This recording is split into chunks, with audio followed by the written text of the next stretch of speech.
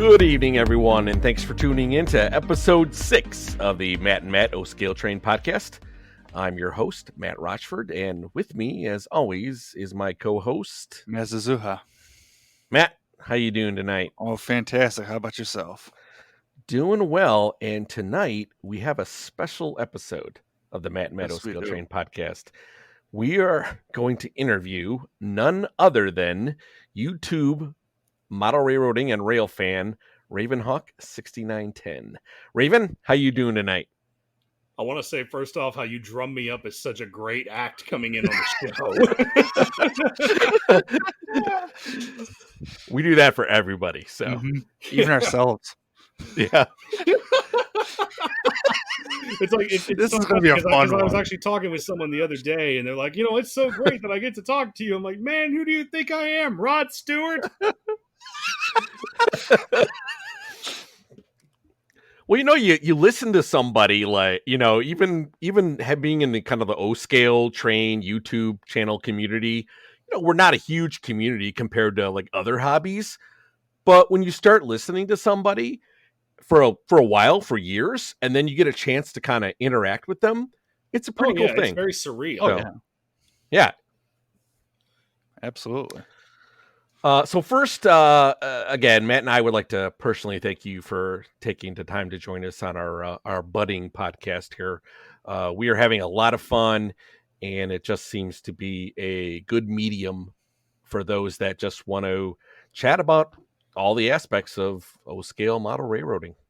Hey, the more the merrier. I think something like this is what the O-Scale hobby needs more of, honestly, is more internet exposure, because that's ultimately not just, I guess not with O-Gauge per se, but model railroading in general needs a lot more exposure through the internet and the interwebs, because that's ultimately how you're going to hook the next generation. You know, it's all done through social media now. It's not through the newspaper stands or the local hobby shops, at least not as much as it used to be. I agree. I think in the last, I would say, and you guys can agree or disagree or kind of chime in your thoughts too, but in the last like 3 years, I think we've seen like a substantial growth in model railroading social media. I agree. Oh, for sure. Definitely no doubt about it. And honestly, it's the way of the world. I know some people are very uncomfortable with social media, and that's perfectly fine, but ultimately social media and YouTube and, you know, just in general these days is what can make or break a company in terms of getting their exposure out there. I think Scale Trains in particular on the HO side of things is doing a great job of getting that online exposure that they desperately need. I mean, they did a live stream down at the depot in the town I live in where they were unveiling the new ES44 ACs, the CSX Pride and Service locomotives, which I was actually there for that. I wasn't planning to be there, but I just kind of happened up on it. Cool. Yep. Yeah, you know, and just to kind of segue from your, you know, what you said about social media and people not being very, you know, into it as much as they want to be, that kind of plays the same way with folks that are maybe not very good in like actual physical social aspects of things, where having social media gives them an outlet, you know. Yes, it's kind of same like, you know, somebody who's very introverted, right? Really excels well, and just this is the platform for them to speak their voice, to put in a comment about something, especially model railroading as a hobby. You know, there's probably model railroaders around that you wouldn't even know that they're model railroaders, but you know, bam, they're on YouTube, they're making comments, they're talking about it on Facebook.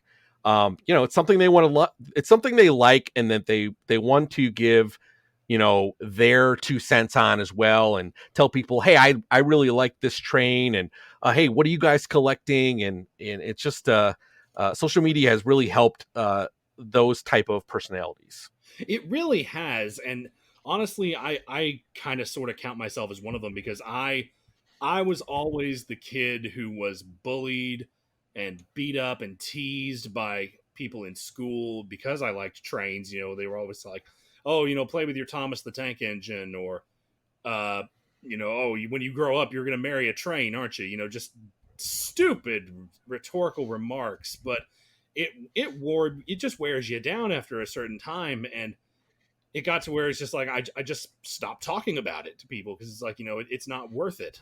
And nowadays now that I'm an adult, I feel a little more open about talking to it because now people are more receptive to it.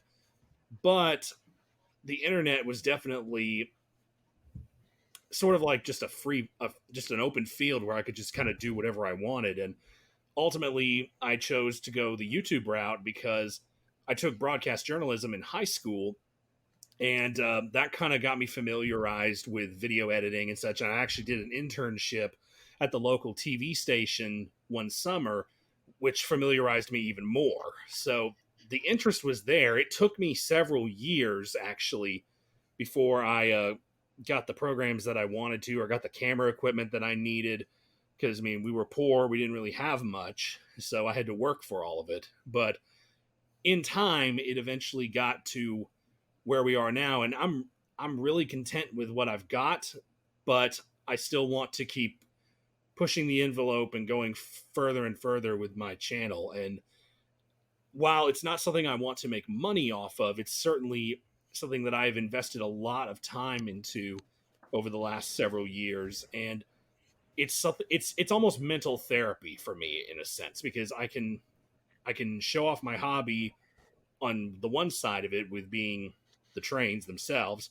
And I also can work with video editing, broadcasting, podcasting in this case, or just whatever. And I just get to have a lot more fun that way. And I've also done voice acting as well as a direct result of this. And a couple of years ago, I actually had the honor of narrating a documentary as well, all because of my YouTube outreach. Yep, I remember that. In fact, I believe I watched that. You did I can't remember off the top of my head, but I remember it was some definitely train related. The Tennessee Central documentary, the one that's on Yes, the that's Delay and Block Productions channel, I believe. Yeah, with personal service, that's what it was called. Okay. Yeah, I don't agree with you about trains being mental therapy. It's definitely been my rock, for a number of years now. It is just one of those things where if I need to stress out, or if I need to just kind of just go into, another place, for a lack of better terms, because I'm a video game player too. I'm a PC gamer. I'm a PC tech. I'm a network admin. I do a lot of computer stuff. Been doing it for 25, 30 years.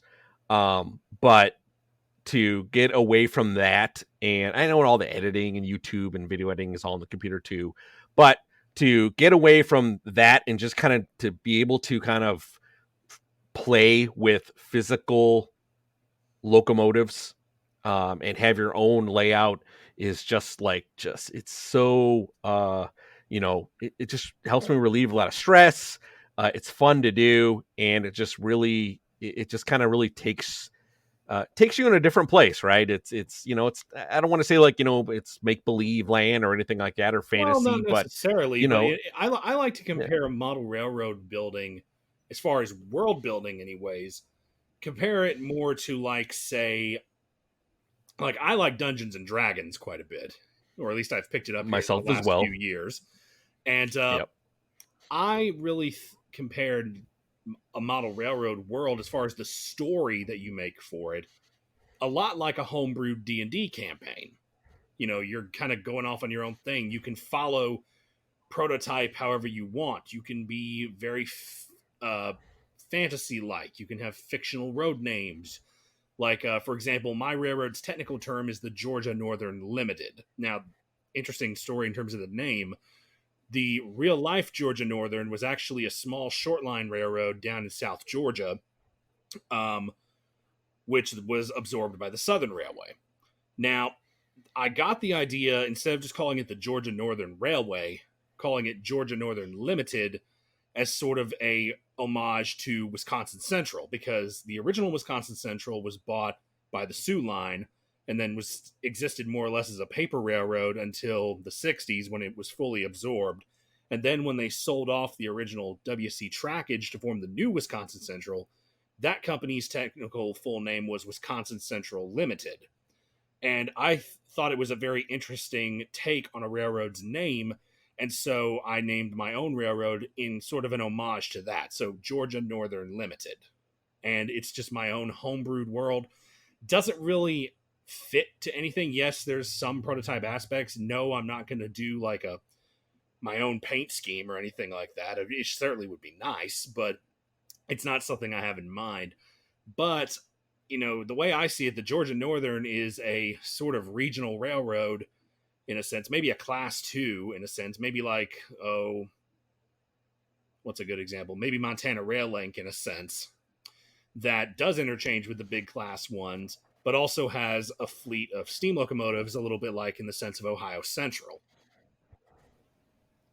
So that's sort of the direction I wanted to go with that. Or at least that's kind of how it ended up. No, I can, especially with your analogy for Dungeons and Dragons, because, you know, making your own campaign and this is your own homebrew world, you know, I can definitely relate to that. So that's right up my alley as well.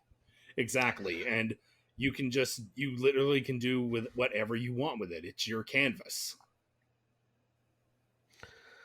All right. Well, let's, I got a good list of questions here. Let's go ahead and start with those, and we'll see where it goes. So the first question I have for you is, when and who got you started in model railroading? Well, as far as model railroading, I remember getting an HO set one year for Christmas from my mom, and this was around maybe 1997, I want to say. And I was far too young to have an electric train set, and everything ended up getting destroyed pretty much within a month. So that was that. So that one was that. But then I ended up with a lot of the wooden train stuff from like Brio and Thomas and Friends and Whittle Shortline, and that's what I had for the most part. Because, you know, again, we couldn't really afford the electric stuff, and let's face it, a kid probably shouldn't have the electric stuff until they are of a more competent age. And however, my uncle had an American Flyer train, which I actually still have. It was the 307 Reading Atlantic, and it was just more or less a starter set, and it came with that engine, a Gulf tank car, a Pennsylvania Railroad gondola, and then a Reading style caboose in American Flyer colors.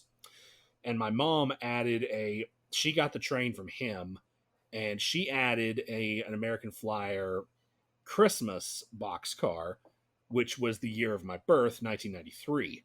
So I still have all of those trains just tucked away here. So I guess that was the sort of first electric train influence as far as me actually running something.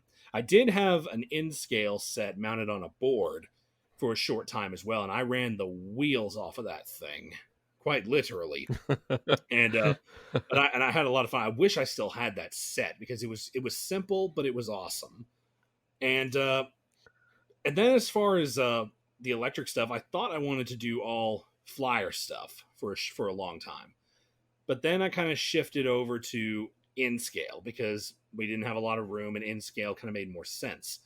And I had a couple of N-scale layouts that I did, none of which exist anymore today, of course. And unfortunately, because video stuff wasn't really what I had a whole lot of back then, I don't have a whole lot of evidence on film to show of this, unfortunately. And then I moved up to HO and then to O gauge from there. But N-scale still kind of holds a special place in my heart. I still have a few pieces that I've bought in recent years, and I have one brass piece in N-scale as well. Awesome. Yeah, I still have, you know, I'm full O scale, but I definitely have a few HO pieces that are dear to me. Or have some type of sentimental value, which is why I keep it. One day maybe I'll put up a little HO set or something, or for Christmas maybe I'll put one around the tree or something. But Well, and some I things you could can only definitely. get in the smaller scales, anyways. Like one piece Yep. I have that I really like is a Great Northern W1 Cascade locomotive. I got the O scale version originally, the MTH one, and I heard about a brass one that was made back in '76 in HO, and I found one on brasstrains.com and got it shortly there afterwards. And I love that thing. It's so cool. It roars like a can opener, but it still runs.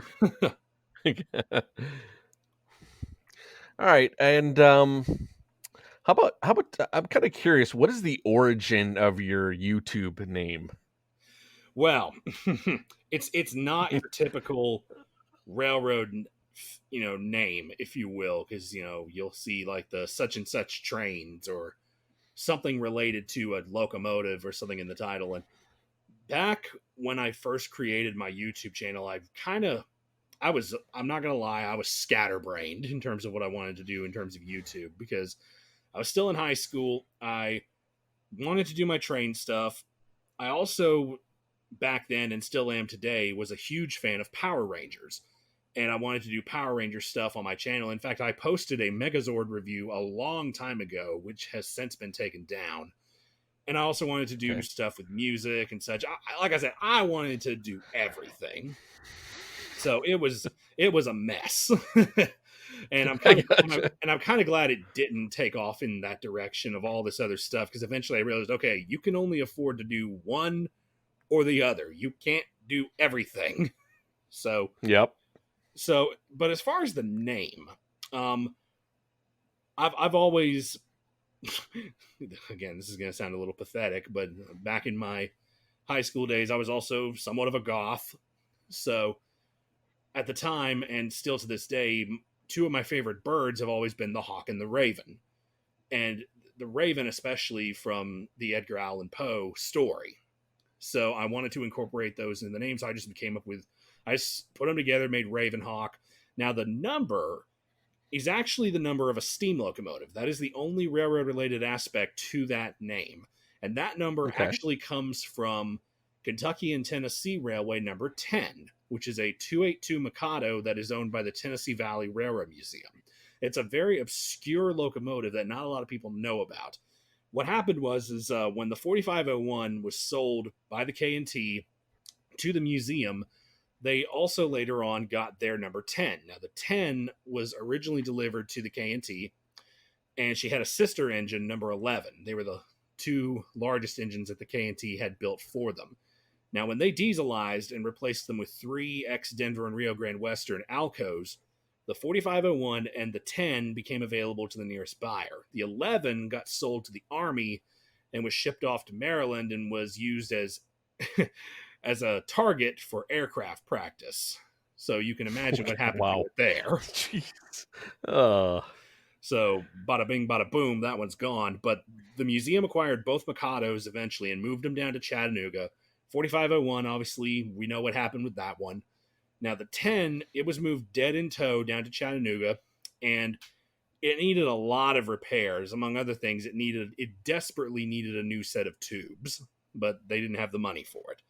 So they painted the locomotive in a paint scheme that was similar to a Southern Railway Mikado of their subsidiary, the New Orleans and Northeastern. And they gave it the road number 6910. They just added the front two numbers from the class type onto the existing road number, and hence they came up with the 6910. And they did two trips on the Southern Railway from Chattanooga to Cleveland, Tennessee, and back. And it was actually one of the very early trips of the original Southern Steam program. And they ran the two trips on Saturday. They had a third trip scheduled for that Sunday, but the boiler had sprung so many leaks by then that they couldn't run it. So they didn't. And that's really the last time it's ever gone anywhere under its own power. They had plans in the 80s. They actually acquired a Vanderbilt tender that was in work train service on the L&N, and they were going to pair it with the 10 and turn it into an NC and St. L Mikado because they were actually fairly close to the right dimensions on it. And it was going to get the road number 620. But those plans fell through because the engine needed a lot more work than they initially thought, and it sat underneath the shed at East Chattanooga ever since. It's still there to this day. Okay, that's that's a pretty highly detailed report of your name. That's really cool, actually. Probably a you know, little more info than you anticipated, but so I apologize. no, But not at all. That's fantastic. That's more than what I would have hoped. So it's somebody when you create a name on whether it be your YouTube channel or in a video game or like I'm a big role play guy. I use the same name for almost everywhere. So that's it's a very important and personally unique thing for people. And that's why I thought it was important to ask what what the origin of your name was. well, and it certainly is a bit of curiosity with people because they're not expecting that in terms of a railroad channel. Right. It's catchy though. I like it. It kind of rolls off the tongue now, I guess. Doesn't it? It totally does. I mean, whether people like it or not, it's what they're stuck with. So, how about what is your favorite railroad and why? That's the $1 million question. Kind of a general question, but I was curious. Well, I don't have just one favorite. However, if I had to pick the one that has been the most influential on my life, and it's going to sound a little foamery, but I actually really like Amtrak. I've always been a fan of Amtrak, and that's mainly because my mom would take me down to the depot in my hometown, and we would watch the Amtrak train that would come through every night, which was the Crescent, and it would stop in my town, and it still does today. And we would always go down there because it was cheap entertainment. And she knew I liked trains back then, and so we were down there almost every night. And back in those days, I remember very clearly because the P-42s and the P-40s, they were brand new. They were in Phase 3. The Phase 4 paint scheme was just starting to get introduced. There were some F-40s still around. And the thing that did it for me more than anything was the sound of the horns. I absolutely love the Amtrak K5LA horn that is on the P-42s because they just sound so cool when they're running at speed and they're coming at you from a distance, especially on a kind of a cool, misty night. It's just, it sounds great. I love it. Yep. So yeah, I was say I can totally relate to that because my dad and I share a love of model railroading and trains in general. And we would go. I'm in the Chicagoland area, and he lives in Berwyn, which is a western suburb of Chicago. Yeah, I know where. And there's I from Riverside until I moved out in the boonies of Illinois. But Riverside has a very old train station depot, and we would go just sit there at the train station and just watch trains go by, whether it be a Metra or a Union Pacific, whatever. And it just we just loved watching trains. We go for walks and we'd stop at the train station and we could sit there for like an hour or two and just enjoy it. Looking up and down the tracks, looking at the signals, wait for that headlight to show up. And all right, well, here it comes. And it's good memories. And it's just something that I can definitely understand. But then as far as freight railroads are concerned, obviously living on Norfolk Southern territory, I've always had a fondness for Norfolk Southern and CSX. Of course, they're the two big railroads down here in the South. So, but I've always loved the Santa Fe as well. And I attribute that to the live action video for kids series because they had a tape called There Goes a Train, which to me was the definitive cassette tape video from the 90s that probably influenced you as a young rail fan if you were alive as a kid during that time. Because and I love it even to this day because they didn't talk down to the viewer. It wasn't childish baby talk. It was real talk. And Gotcha. so many train videos do that, and I hate that. I hate it so much. You know, talk to me like I'm a talk to me like I'm a kid, but talk to me like you're teaching me, you know? Yeah. You know, not just say, "Hey kids, we're going Yep. to ride the train. There's a train, train, yay." It's just like, "No, stop. Just stop." I hate it. But in that video, there was a lot of scenes from the Santa Fe. They actually showed 3751's trip from Chicago to LA.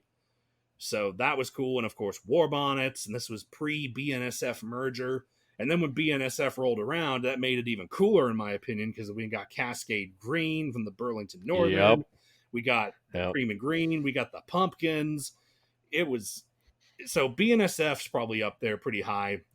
And then Union Pacific, I like to an extent, but I liked Union Pacific more in like the late 90s after they acquired like the Northwestern and the Southern Pacific.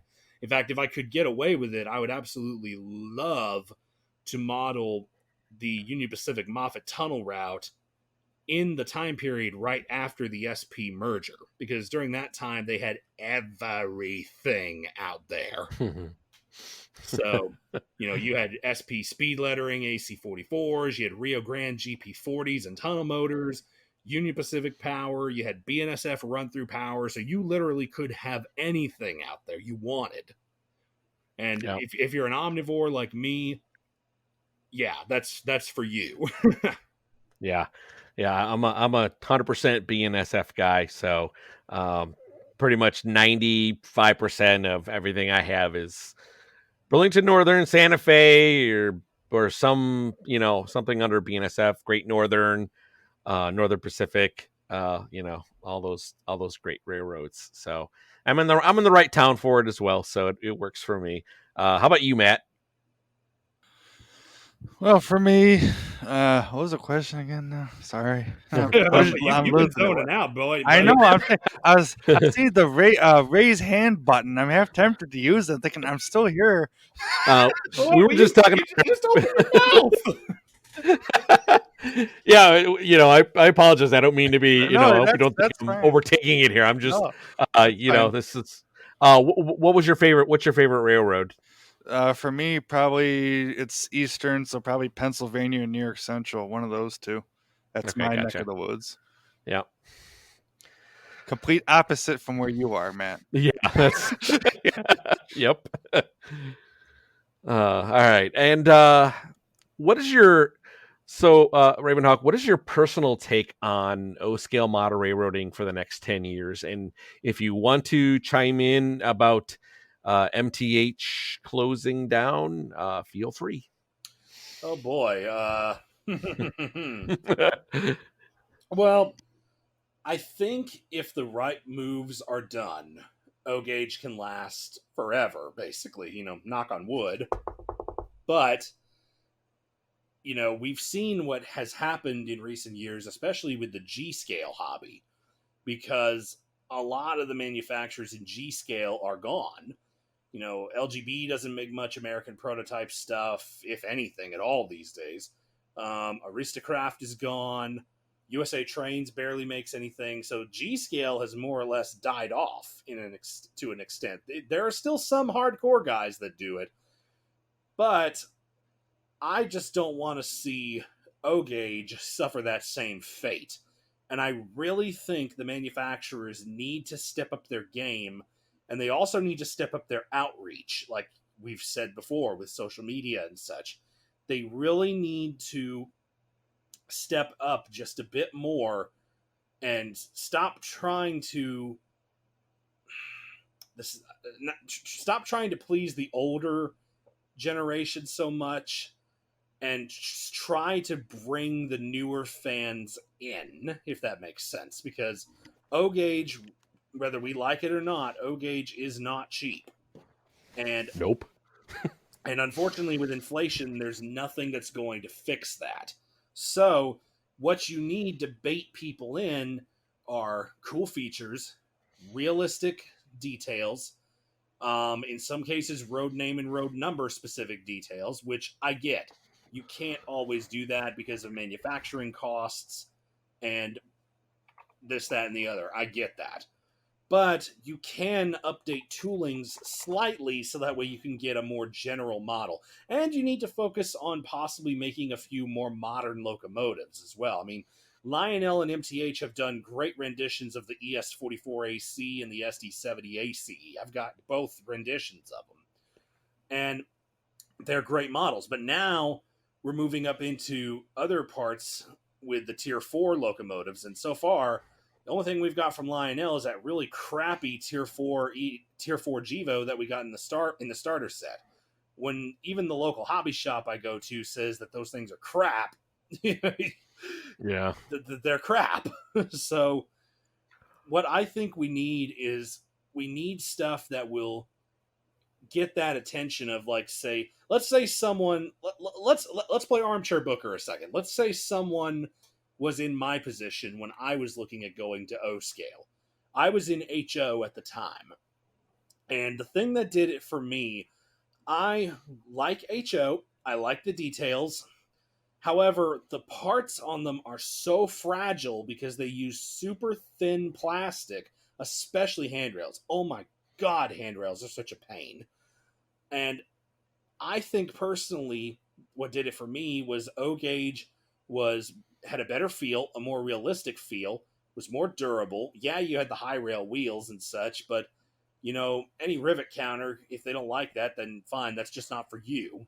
But a lot of people with high rail layouts can look past that and still see the details for what they are. We run on 3 rails anyway, so not to cut you off. No, I appreciate it. You know, you're absolutely right. We're running on 3-rail track anyways, unless you're one of those weirdos that does 2-rail. No disrespect, but 2-rail O scale is just basically larger HO. Yeah. So, I mean, let's be real. That's what it is.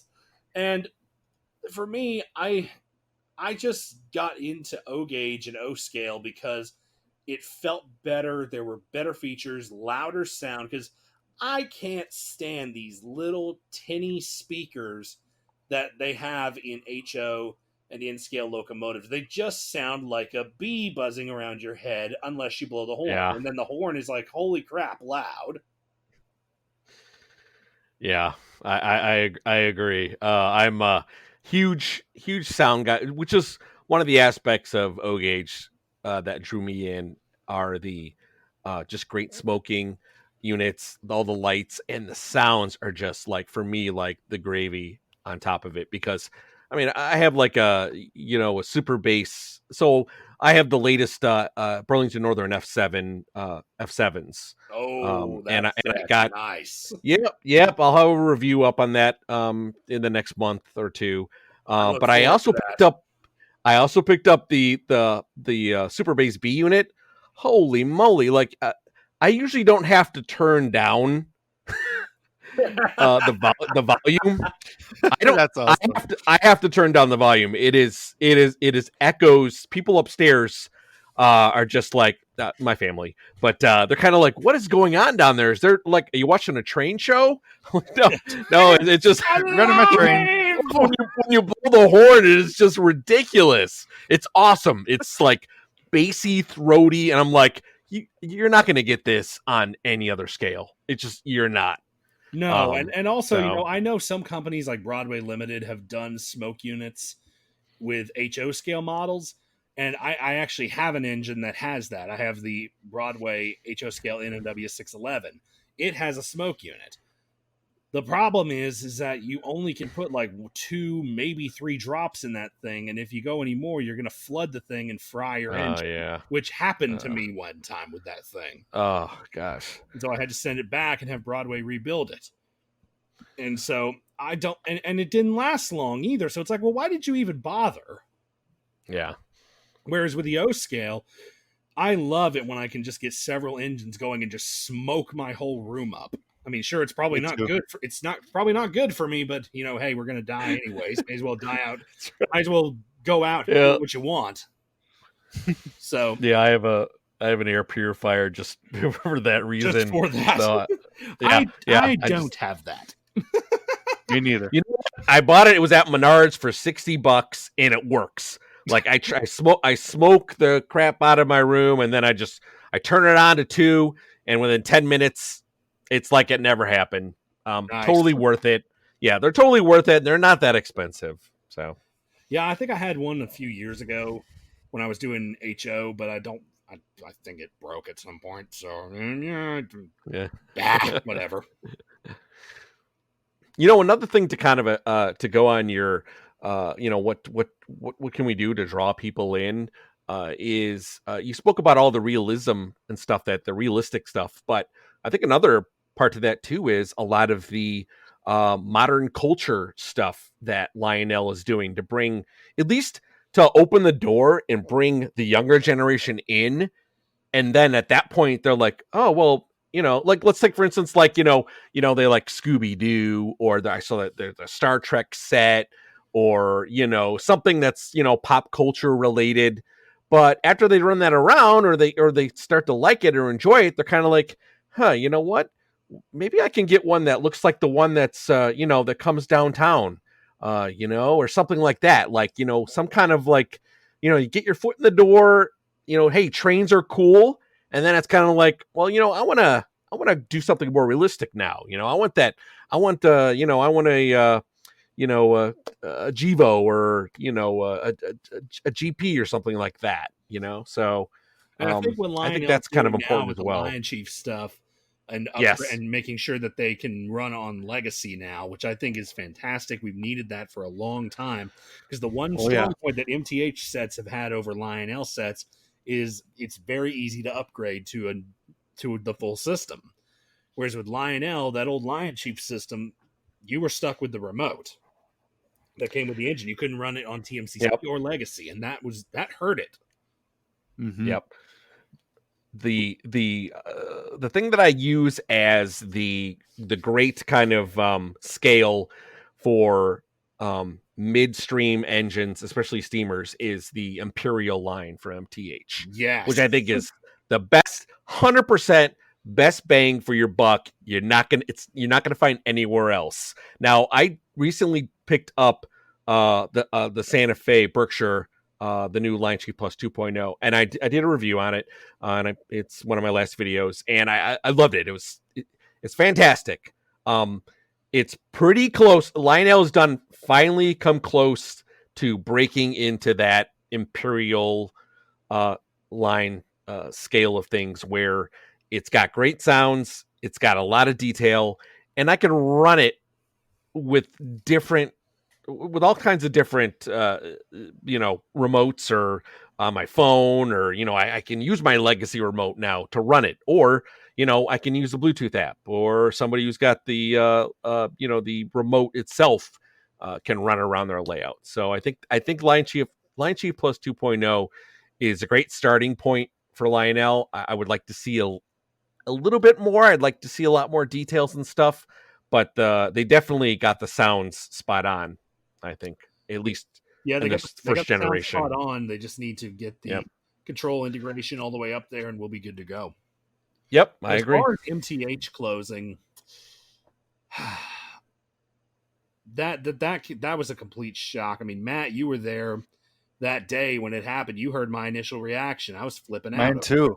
I couldn't believe it when I heard. I mean, that was honestly probably the biggest shock of my whole life as far as railroading goes. I couldn't believe. I thought it was a joke. I really honestly did. Like, this has got to be a prank, but unfortunately, no prank. It's not. No prank, no BS, nothing. It's just wow. So, and as far as them closing, I would say we have until the end of this month, and if we don't hear anything about a succession plan or what have you, then I think it's time we got to start worrying, because it's been, when did they announce that? June? Early June, I think, something like that. Yeah. So it's been what, 5-6 months at this point, and something like that. And the only announcement we've gotten is, oh, well, supposedly we're going to have a side company do DCS and continue DCS. Well, even that's not 100% guaranteed yet, because from various contacts that I have, there's nothing guaranteeing anything in terms of that. They're still negotiating it. So yeah, and plus that was like 2 days after the announcement anyway. It's like, Right. oh yeah, So, DCS is staying, but it's like, what about the models? You don't got anything to put it in. You know what I yeah. mean? Yeah. I mean, it's there if you want to upgrade something or replace a blown board or whatever. But and here's my thing. Let's say let's suppose it's true. Let's suppose they make a new company that just handles DCS. Fine. Let's do that. Let's say that this thing only has, like, let's say a 5-year contract. What are you going to do when that 5-year contract's up? And also, they've completely eliminated the TIU. They've completely eliminated the remote, and they've gone to the WTIU now. And they have been pushing for a very long time for the app integration to run the trains. What are you going to do if that app stops being supported? Then you're screwed. You are And 100% screwed.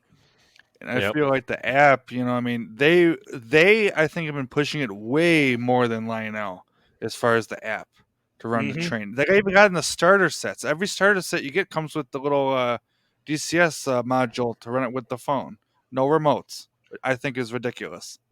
I mean, I like the app. Don't get me wrong. I think it's a very Oh, me too. creative idea. And it's one of those things that draws new people into the hobby. It's like, hey, I don't even need a special remote. I can just run this off my phone. That's great. But if they stop supporting it, that's where the problem is going to lie. Mm-hmm.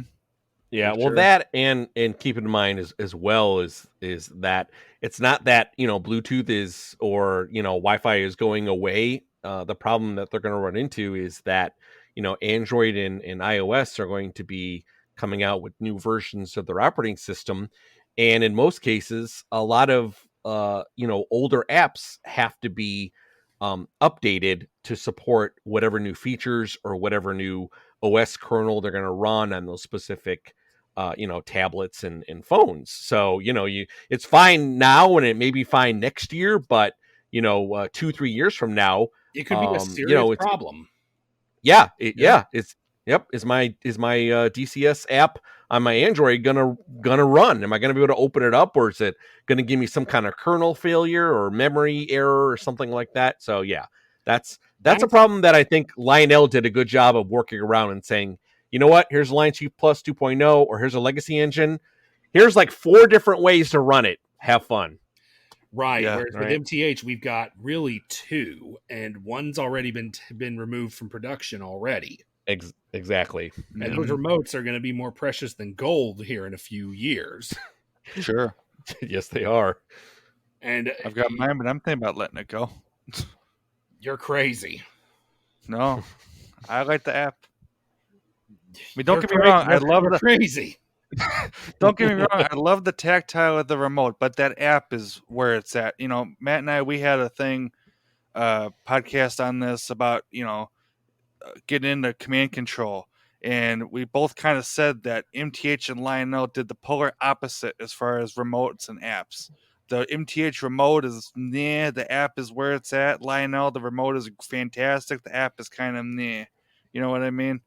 I mean that I can agree with. Yeah. Yeah, because I can't argue that. Yeah, as someone who has the the Wi-Fi, the LCS Wi-Fi, and the DCS Wi-Fi, I can tell you that the MTH one is just light years ahead of the Lionel one. Not that the Lionel one is bad. It's just I find it easier to do things. It's more the Lionel. I'm sorry, the MTH one is a lot more intuitive than the Lionel one. And on the flip side, the Lionel Legacy remote is just feels so great in your hand when you're running engines. So I'm in the camp of I want a legacy style DCS remote with quill and whistle, the whole 9, just like the legacy remote, but for MTH. That's where I'm at as far as that goes. Now you'll never get that. I know. I know, and I'm not happy about it. It's too bad that they couldn't come up. Years ago they couldn't come up with one standard. Yeah, but, like a DCC, but for O scale.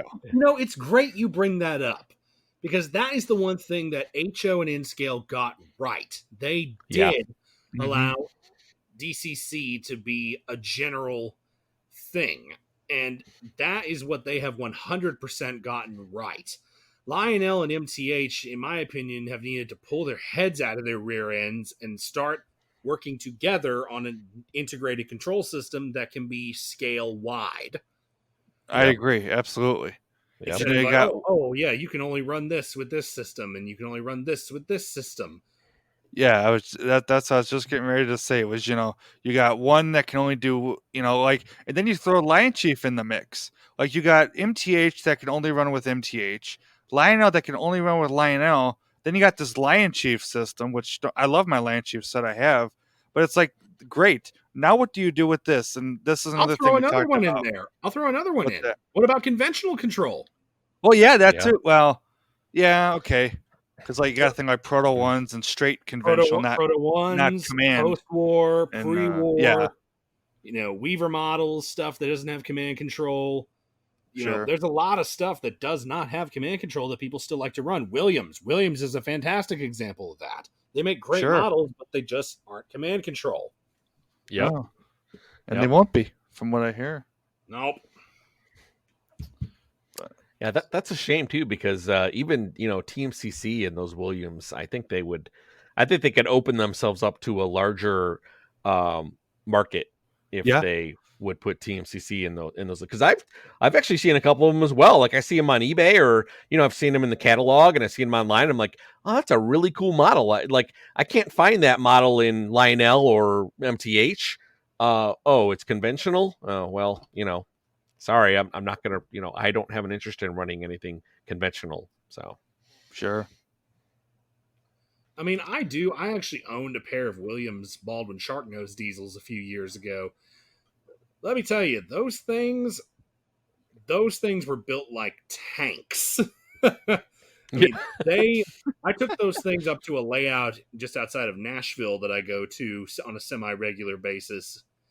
And I think I got those things to pull about a 30-car train of MPC era rolling stock. Wow. Nice. And I would love to see what they could have done with scale stuff, but I didn't have a scale freight train up there with me. And they were scale models, and my God, when you hook them up to a passenger train, they made like a Metroliner.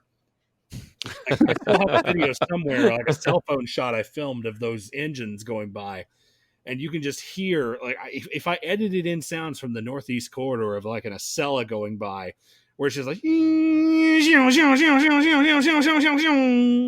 that's what this would have been.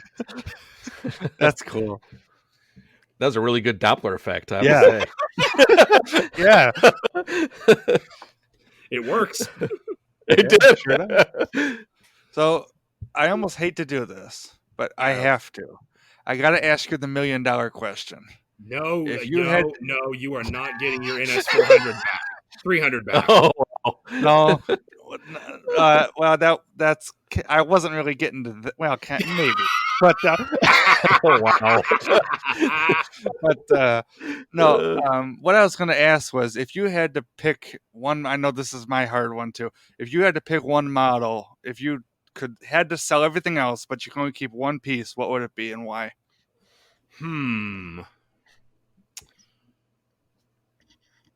What piece would that be? I have a guess, but I'm not going to say it until you say it. No, go ahead and make your guess. 4501. Possibly. And obviously, because it's the 90s rendition 4501, it's the only 100% accurate one in O scale. But honestly, hang on, I'm going to have to break this up into sections. So if I wanted to, let's say I had a steam locomotive that I had to keep. Yeah, pick one. Pick a diesel and a steam engine there. How's that? You're forgetting electric. Well, electric too. Okay. Because I'd pick a subway, so that's an electric. Well, as far as, let's just start from the bottom up. As far as electric types go, I would probably have to pick, I think it would be a hard choice between my Penn Central EP5 or my Milwaukee Road Great Northern Cascade. And I think the Cascade would win out in that one, even though it's not prototypically accurate. strictly because it has the die-cast body. It pulls really good. It sounds pretty good for a Proto Sound 2, although the horn's really loud on it. And it doesn't have operating pantographs, unlike the EP5. But I think the Cascade would win out just because it's a more rarer model. So definitely would have to keep the Cascade if that was the case. Diesel locomotive-wise, if I had to pick one... I would probably have to pick my Rail King Amtrak Phase 1 Heritage unit. And that good choice. And that is strictly because that locomotive is that locomotive in particular has a very special place in my heart. Because when I saw that engine for the first time back in 2012, and I've actually talked about this on my own podcast once before, but I was really in a funk because I just lost a friend who had died recently, and it was very hard, and I did not know this thing was coming. I didn't even know the Crescent was running late that day. I just happened to be in the right place at the right time and got it in daylight with it on the point. And I absolutely foamed out over it, I will admit. But ever since then, that engine, I will never forget that day, because seeing that engine kind of helped start me realizing that, it's going to be okay. Everything, life goes on. It doesn't make it any easier, but it will get better. So that's why I would probably keep the 156. Cool. And then as far as steam locomotives, that's probably the hardest one, because I've got a lot of really great steam locomotives in my collection. But it would probably come down, if I had to pick the top 3. Can we say that? Yeah, we can do that. Yeah, let's say that. I mean, it's really hard, I think, to pick. This is the hardest question, I think, for anybody. Any of us people that are in this hobby, if you can't pick one, you possibly cannot pick one. There's no way. There's too many good things in our own collections. Yeah, sure. But as far as my collection, I would probably 4501 would probably be at the top of the list. Mm-hmm. Followed by my Vision Line Santa Fe 210-10-2 3000. Oh, that's a beauty. Strictly, I love that thing. I do. That engine is just amazing. If you've never seen one in person, it will blow you away. And then as far as a third place model, I would probably pick my probably my Erie 0880 Camelback, because that was my very first scale steam locomotive that I ever bought. Nice. So that's the long or the short of it. Probably a longer answer than you wanted again, but Yeah, it gets the job done, because like I said, there's no way you can pick one. I think if Matt, I asked you that, or if you asked me that, I couldn't pick one. I couldn't. There's no way. Yeah, that's and even every time you come up with an answer, you're like, well, wait a minute. Yeah. Sure. Exactly. Oh yeah. Yep. Absolutely.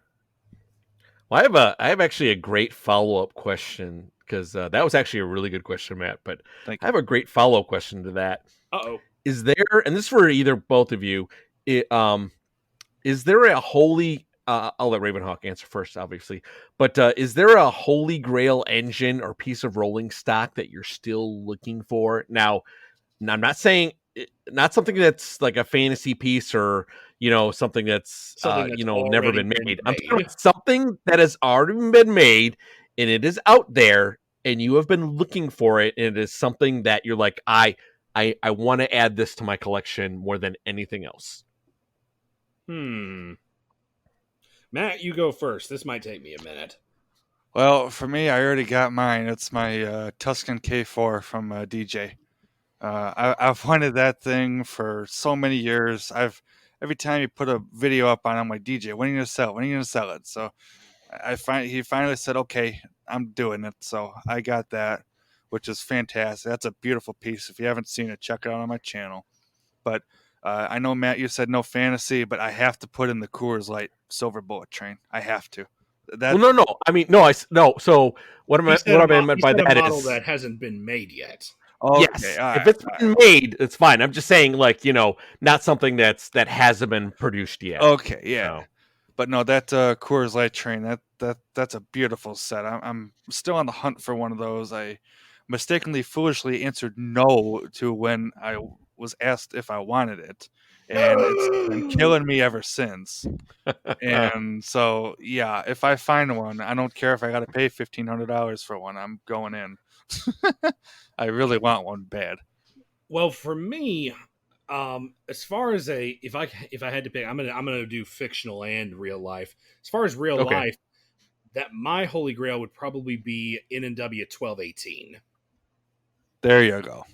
Because I actually love 1218 more than I do the 611, and I love the 611. I actually got to see her last run through my hometown when I was a kid, very young kid, and I got to ride behind her a few years ago when she came back, and I've done a lot of great videos on her. In fact, my second most popular video on my channel is of the 611. But there's just something about the 1218. There's something about its size. There's something about the whistle. Oh my God, I love that N&W Hooter whistle. It sounds like a freaking banshee coming down the tracks at you. And yeah, I love the 1218. I've always been a fan of it, but I don't have one yet. And I missed the opportunity to pre-order one a few years ago from MTH, and I have been kicking myself ever since because now I can't find it. Oh, my uncle, he's got the Proto one. He might be able to look at it, letting it go. Maybe, but don't start tempting me. It is a nice one. Got no money. But and then as far as a fantasy scheme, I actually would really like that gold Polar Express Lionel did a few years ago. Yeah, that one's pretty cool. Me too, actually. I kind of like that one. I mean, I actually like that it's sort of a matte gold instead of like a high gloss one. Sure. So it's not a fingerprint magnet. Right. Yep. So okay, yeah, that was your turn. That was one of those sets where if I was going to actually buy a Lion Chief set, it would probably be that same thing that what was it, the 15th anniversary? Yeah. Yeah. Yeah. That one's cool. I like the color scheme on the cars. What with I'd the actually gloss like, on kid, it. is that have you guys seen that baggage card that they've done for the Polar Express that has like the you can get a custom message done? I forget the custom message. I love the paint scheme that's on that thing. I think I saw that. I think I saw that as well. I think I know what you're talking about. Yeah, look it up. You'll see it. It's very interesting. I actually remember seeing the Polar Express in IMAX when it first came out. That was fun. That sounds pretty amazing. I don't think I've ever seen it on IMAX. Oh man, that's the only way to see it, in my opinion. Because oh my gosh, it was my. God, I'll never forget this. I've actually talked about this gentleman before on my channel, but Dr. B, he was the husband of one of my old elementary school teachers. And he actually was the one who took me down there to the theater to see it. And it was so cool. We were about I think we were fourth row at the IMAX theater at the Mall of Georgia. And it was amazing to see that movie. The sound was incredible. And of course, they recorded all the sounds off of Pure Marquette 1225, so it sounded real.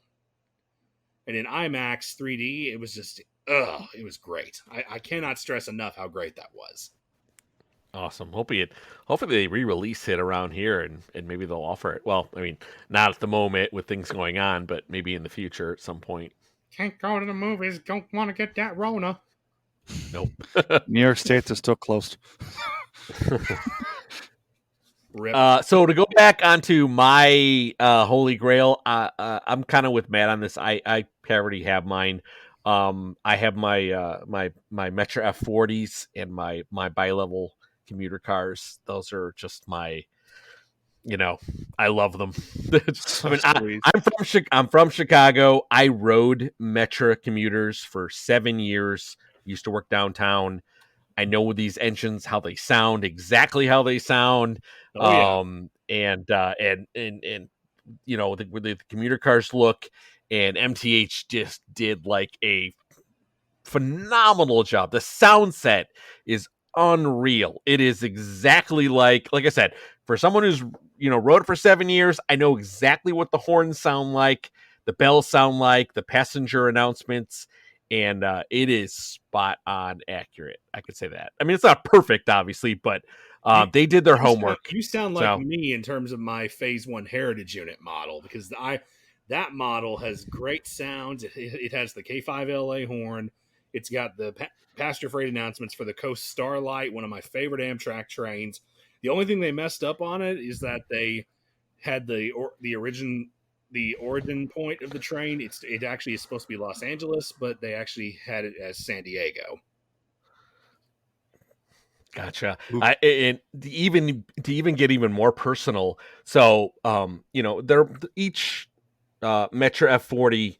You know, when they come out with them every 5-6 years they had. I don't think they've only done it like 3 times, but each one is based on a road name. So the one I have is 137 West Chicago, and it has some of the stops, and lo and behold, one of the stops is actually my hometown that I live in now. The stop is on there. Now that's so cool. I mean, Really cool. How can you get more personal than that, right? I mean, that is just that's just, it's unbelievable. I'm like, this stop, I live in Elmhurst, so it's like this stop Elmhurst, and I'm like, that is just like to hear your stop, that you get on the train and ride downtown like on your model railroad engine is just, it's something else. So sure. Oh yeah, it's funny you bring that up, because there's actually one MTH engine that almost had that happen to with me, and that was the Southern Crescent PS4, because I think they did Greenville, Toccoa, and maybe Birmingham, Alabama, I think, but my hometown of Gainesville is just on that same route, and Toccoa is the next station up on the line from Gainesville, so missed it by 1. Like, you got to think all this personal stories and all this stuff, it's really cool to know that, like, for me, my passenger train that runs near me, it comes around at 8 o'clock in the morning, depending on how late Amtrak is. It's supposed to be here at 8 o'clock, and it usually is the Lakeshore Limited. Oh, the Lake for Shore Limited. I'm waiting for MTH to do a model of that. I'm surprised with all the Genesis models they've done, they haven't done that one yet. If they do, I'm totally in. Because They like I said, actually I did. hear it come by. They did it on one. Because do you remember that Phase 4 Rail King one I had a few years, 2 years ago now? I think the one so. the one that was in that starter set, the Proto Sound 2 one. Yeah. Okay. Yeah. That one actually has a PFA sequence for the Lakeshore Limited. Oh, sweet! I'll have to check it out. Might have to find one. The horn's not my favorite one, but yes, it is for the Lakeshore Limited. Oh, nice. Okay, scratch it off the list. Is that the was that the silver painted? Yeah. Okay. They did 2 versions of it. They did the PS2 set, and then they did the PS3 set. But its technical name is the Northeast Direct set. However, the PFA sequence for the Proto Sound 2 one is the Lakeshore Limited. Okay. Cool. I'll definitely have to check that out. Awesome. I think I have just one more, at least for me. I just have one more question, and that is there anything I should have asked but didn't?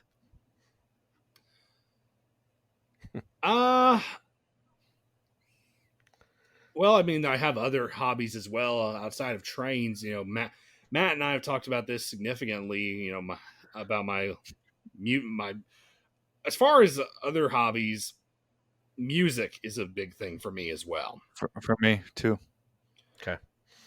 And I've always been. I've always feel like that I like the stuff both model train wise and music wise that nobody else likes. Because a lot of the stuff I listen to are bands like over in Europe, and just stuff that you don't hear on the radio. Gotcha. So, people will listen to like pop and rap and maybe modern pop country and hit down here in this area, whereas I listen to like, folk metal and orchestra metal and blues and such like that. So stuff that you wouldn't normally think about, bands like Nightwish and Epica and Apocalyptica, the 69 Eyes, stuff like that. Okay. No, that's really cool to know. Like there's people have a lot of interesting hobbies, and especially when you pair them with like model railroading, right? Like people don't like, it's really cool to hear what other people like besides model railroading. Like I'm a huge Star Wars nut, like huge. I'm a huge Star Wars guy. So exactly. And pair that, they don't go together all that well because they're almost, they both have like, really cool, transportation themed vehicles. But one is but you're not going to see trains in the Star Wars universe. No, there is a Star Trek train though. Yeah, right. So I'm waiting for that Star Wars one to come out. I hope Lionel gets the license for that because that's going to be like that could actually be money. That could be a lot of good as far as like collectability goes, I think. So I'm really surprised that they have it. If you want to put an IP, if you put Baby Yoda on a boxcar, oh god, that would sell quick. That would sell it instantly, dude. Lionel, if you're listening, Star Wars and model railroading, do it. Gotta get our subway thing in there. But it's not a podcast without at least one mention of subways. Oh yeah, hey, that's your thing, man.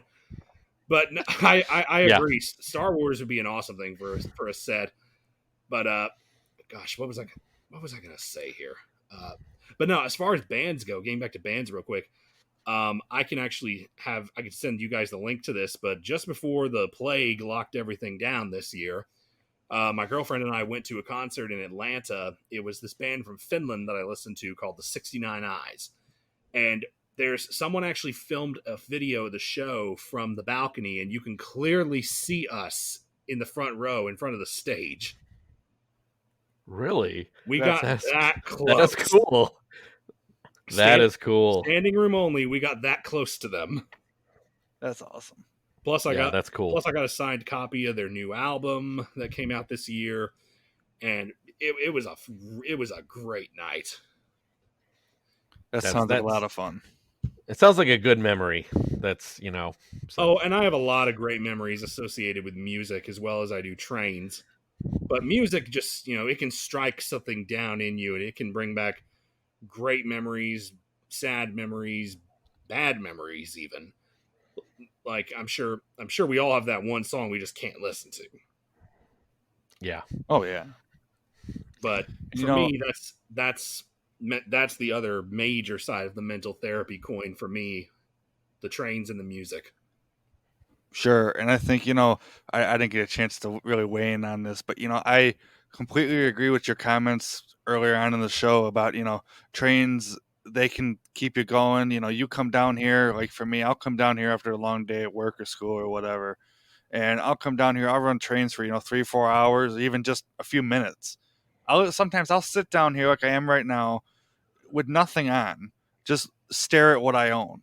And, to me, it's such a therapeutic thing that it's just fantastic. You don't get a feeling better than, looking at what you own and enjoying what you have and getting away from the world in any kind of way than to come down here or whatever and run trains. It's a ton of fun. And you put music into that and you've got a gold mine. Absolutely. Yep. 100% agree with that. All right. I didn't have any other questions. Matt, did you have anything else for Ravenhawk? No, I can't think of anything. Just my kill yourself question on, what's your favorite yeah, okay.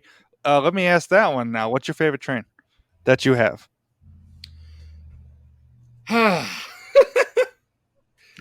Yeah, it's hard. I know. Yes. Yes. There. That's my answer too. Yes. What is You your know favorite what? train? Yes. That's one of my favorite bands too. Yeah. There you go. And with that, I hope this was the best podcast of your life. You can't say the rest. Sorry. Nope, I can't. I can't. Boy. Well, I have to say, this was again, we said it in the beginning, but again, thank you for coming on and just sharing your time with us. Matt and I just really want this podcast to go somewhere. We feel there's a lot of, there's a lot of great YouTube channels out there, and rightfully so. This hobby deserves a lot more outlets for stuff like that, like you had brought up before. But we kind of felt just a regular standard podcast. There isn't much out there. I think, as far as I know, there's just one other one. Just a straight regular podcast, not like an actual like YouTube podcast or anything like that. Yeah, not the cheap route like so I take. we just no, yours is fantastic. Yeah, dude, yours are great. There's something for everybody, and I just kind of felt that just a regular podcast.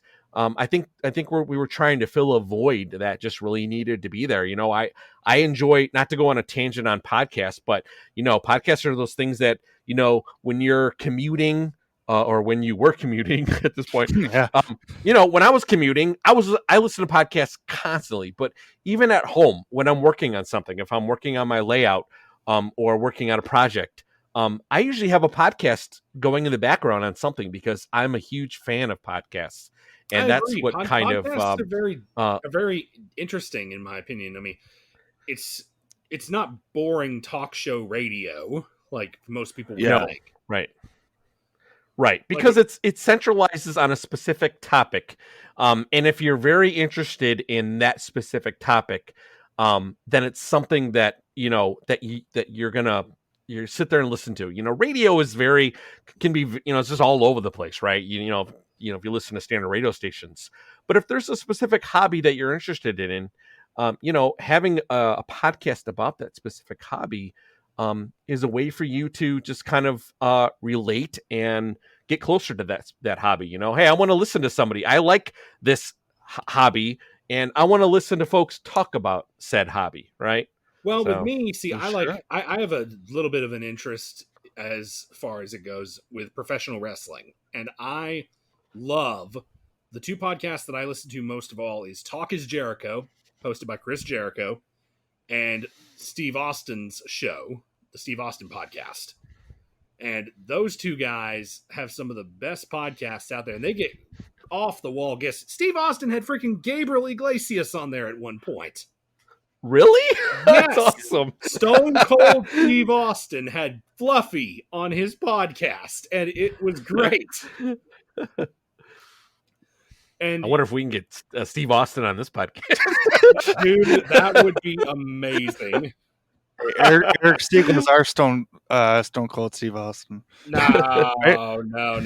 He doesn't have, no disrespect to Eric, but he doesn't have the walk or the talk to be Steve Austin.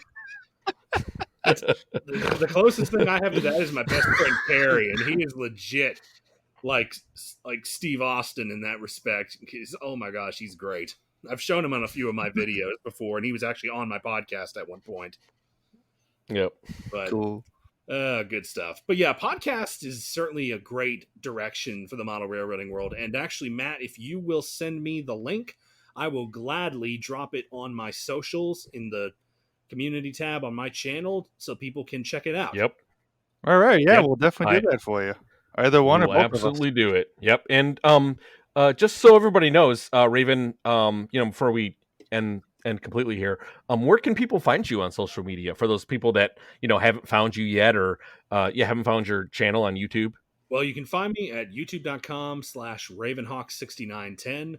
I do have a Facebook page, however, it's not very active, unfortunately. I'm way more active on Instagram, so if you want some actual posts, and Instagram is kind of where I like to just post the trains and some of my other stuff, like I'll sometimes post my D&D stuff on there, I'll sometimes post Pokemon cards, just whatever I'm kind of feeling like. Instagram's kind of my playground in terms of that.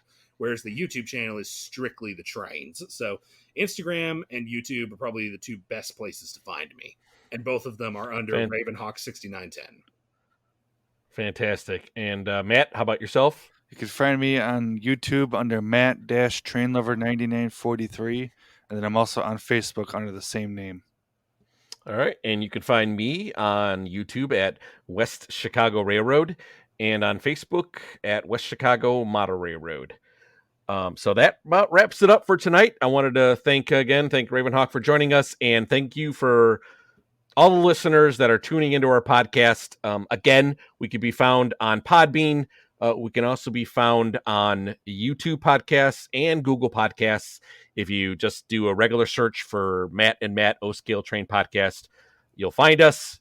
Please subscribe and leave us some feedback and some comments. We're always looking for more ideas on what we could do next, and we do have a lot of ideas lined up for the future, and hopefully we'll have Raven back on the show again. That'd be awesome. Bring me back anytime you want. We'll arrange schedules and we'll go from there. Fantastic. All right. Again, folks, thanks for listening, and have a good night. Take care. Bye.